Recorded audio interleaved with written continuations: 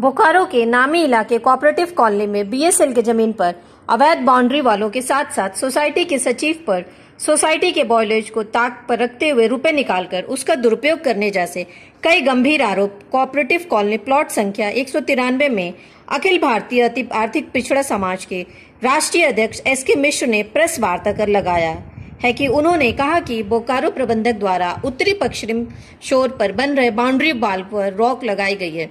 इसके बावजूद भी कार्य चालू है। साथ में ही समिति की वास्तविक नक्शा में जिस जमीन पर आरडब्ल्यूए का कार्यालय बना है वह जमीन प्राइमरी स्कूल एवं प्राथमिक चिकित्सा केंद्र के लिए रखी गई थी, जिस पर अवैध तरीके से आरडब्ल्यूए कार्यालय निर्माण कराई गई है, उसका नक्शा और दस्तावेज उपलब्ध कराए।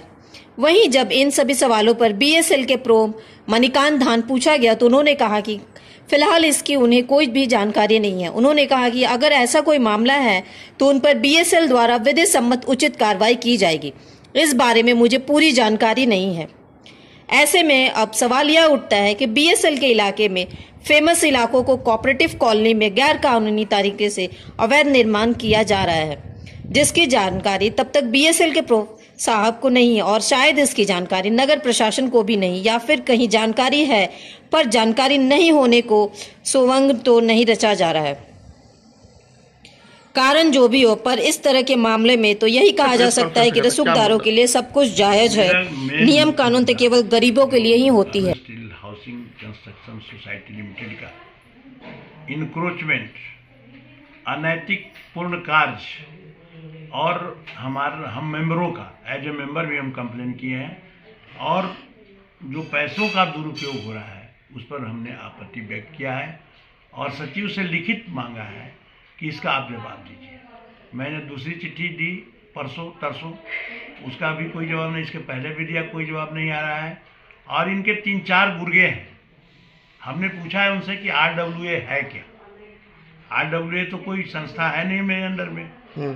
उसका जवाब दीजिए कि आरडब्ल्यूए के लिए किसके लिए आपने बनाया और उसकी औचित्य क्या, और आरडब्ल्यूए का जो आवास दिया किसके अप्रूवल से दिया, ये मेरा मुद्दा है।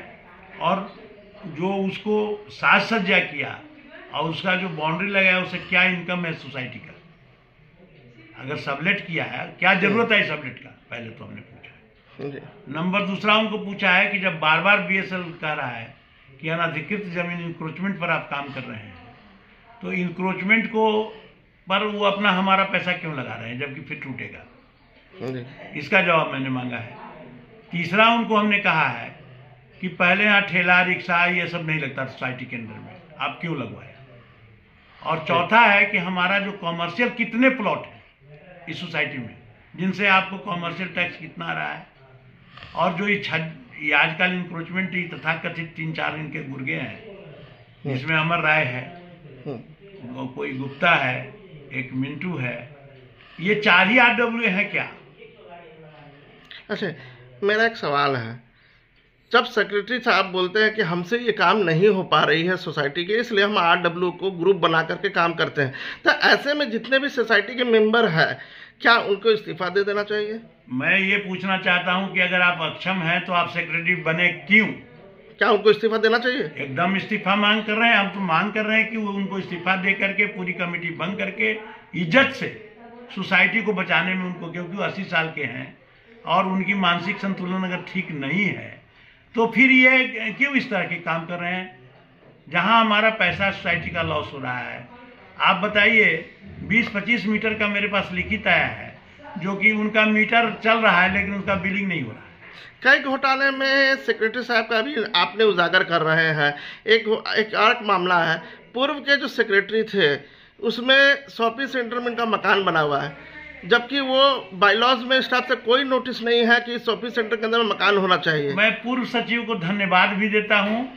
अगर वो बायलॉज को उल्लंघन कहीं किए हैं तो उनकी गलतफहमी है, जाने अनजाने में अगर कहीं वो गलती की है तो उनकी गलतफहमी है, लेकिन सोसाइटी को भार मुक्त और फाइनेंशियल कंकड़ को आगे बढ़ाने में वीपी सिंह का अहम रोल रहा है।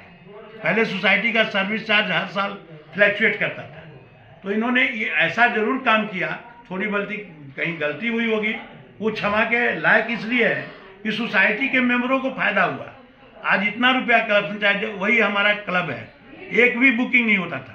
क्लब को उन्होंने थोड़ा सा सुशासित करके और चलाया, बस उससे पैसा आ रहा है। आपका शॉपिंग सेंटर में कोई नहीं जाता था, जुआड़ियों और शराबियों का अड्डा रहता था।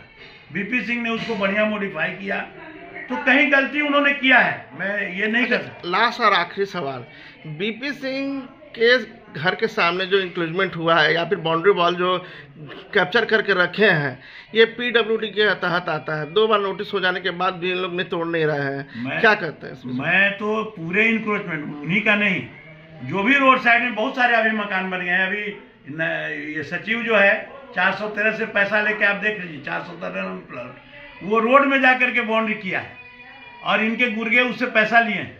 मेरे पास कौन गुर्गे? कौन गुर्गे? गुर्गे ही जो RWA के लोग हैं, RWA के मैं नाम भी दे दूंगा, लेकिन ये तो सेक्रेटरी को देखवाना काम है ना। RWA को इंक्रोचमेंट करने के लिए तो नहीं रखे हैं, पैसा वसूलने के लिए तो नहीं रखे हैं। आप मेरे गली में घूमे हैं, राजभोग है ना, आप देखिए कितना रोड में इंक्रोचमेंट किया है, उनको सामने दिखाई नहीं देता है। अब क्या आप लोग कदम उठा रहे हैं? हम अभी इनको जवाब मांग रहे हैं, जवाब के बाद कोर्ट जाएंगे। बायलॉज के अगेंस्ट में अगर जो काम किया है, चाहे पूर्व हो चाहे अभी हो, उनके खिलाफ में हम जाएंगे कोर्ट, हाई कोर्ट जाएंगे, एज ए मेंबर PIL दायर करेंगे, रजिस्ट्रार से मिलेंगे। अभी तो इनके पास अभी हम कोई जवाब नहीं दिया, इन्होंने प्रेस के माध्यम से भी पूछा, भी कोई नहीं आया है जवाब। हम 3 को चिट्ठी रजिस्ट्रार को मैंने बात किया था, वो बोले 3 चिट्ठी दीजिए और आप मेरे पास आइए, उनको हम निरस्त करेंगे। चलिए, क्या नाम है आपका? SK मिश्रा मेरा नाम। सोसाइटी को एक लेटर मिली थी 6/6/2023 को, बाउंड्री वॉल इंक्रोचमेंट को लेकर के तोड़ने की बात थी। लेटर मिलने के बावजूद भी आज भी काम चल रहा है, इसमें BSL का क्या प्रक्रिया? आप भी जानते हैं कि बोकारो स्टील प्लांट जो है वो कोई भी काम करती है तो उसके सारे पहलुओं को पहले गहन उसका जांच होता है, जो प्रोसीजर्स है उसको फॉलो किया जाता है। जिस लेटर की आप जिक्र कर रहे हैं उस लेटर के बारे स्पेसिफिक मुझे जानकारी नहीं है, लेकिन इतना ज़रूर आपको अभी बता सकते हैं कि हमारी मैनेजमेंट ऐसे केसेस के प्रति अभी सजग है और सिस्टमैटिक तरीके से काम कर रही है प्लानिंग के तहत। आने वाले समय में आपको वो नज़र भी आएगा, और अगर ऐसा कुछ हुआ है वहाँ पर तो डेफिनेटली उस पर जो विधि सम्मत कार्रवाई होनी चाहिए वो बोकारो स्टील प्लांट की तरफ से की जाएगी। सर, कोऑपरेटिव सोसाइटी ने कहा कि हमें एक लेटर भी इशू हुआ है जो बनाने का इशू हुआ है, बट वो लेटर कहाँ है, किस टाइप का है, पता निकल रहा है? मैंने आपसे अभी कहा कि वो स्पेसिफिक केस के बारे में मुझे अभी इतना डिटेल नहीं पता है, उसको हम लोग देखेंगे, जो हमारे संज्ञान में आएगा तो उस पर जो एक्शन नियम के तहत जो होता है वो ज़रूर की जाएगी उसमें। ठीक है सर।